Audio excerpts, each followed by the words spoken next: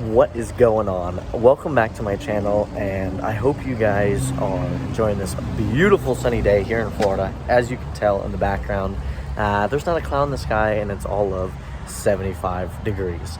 So I want to talk about staying informed with rates. How is that going to affect you as a seller, a buyer, and how is it going to affect you in general as we come into the spring market, right? So as we're entering the spring market, we're projected to see lower rates.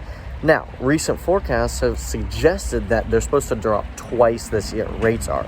Now, I think everyone knows, the Fed always says, oh, we're going to drop rates, we're going to do X, Y, and Z. And, sometimes it happens, sometimes it doesn't. With that being said, it's been forecasted that they are going to drop. So it's important to stay informed and watch what's going on out there. Now, what does this mean if and when they do drop rates? Not once, but twice. That's going to create more buyers within the market. Now, with more buyers, that inherently is going to create, more demand. With more demand and less inventory, that's going to increase prices, right? Now, what happens when you increase prices? That means sellers are going to want to sell, right? So if you bought in COVID for $900,000 and rates drop and, the market says it's worth $1.2 million, you're probably going to sell for $1.2 million, right? So with rates dropping, right, you're going to see a potential increase in prices. It's going to create a good opportunity for sellers. And with good rates, you can now open opportunities for different things, right? With good rates, that also gives you opportunity to do investment loans at a different rate or a lower rate. It allows you to do construction loans. That brings back developers into the market or builders. And then you've also got renovating loans, right? At a lower rate. You can renovate your house at a lower rate.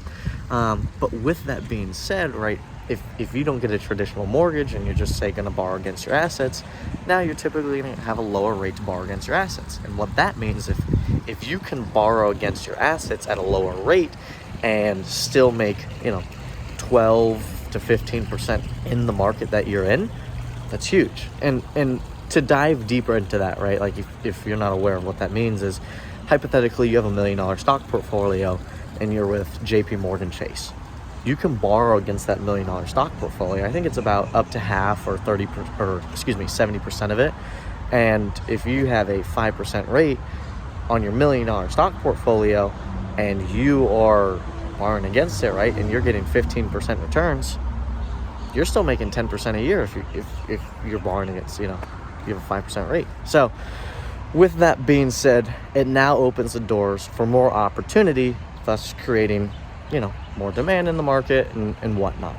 Now, in order to stay informed or in order to watch what's going on and making sure you're ahead of the curve, not behind it, one, right, you have to stay informed. Read the articles, read the news, and talk to your realtor. Make sure your realtor's a local realtor to your market. Ask them what's going on, what's happening. And then two, get pre-approved. Get pre-approved when the time is right. You've got 30 days once you get that first pre-approval letter to inquire to as many local places or, nationwide places as you want, with your credit only getting hit once.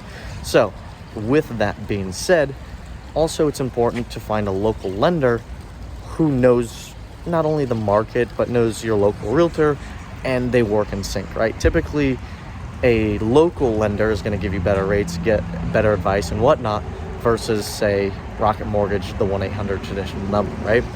So with that being said, I hope you liked the video. I hope you got somewhat informed. But like the video, comment below, and give me a call, and we'll talk.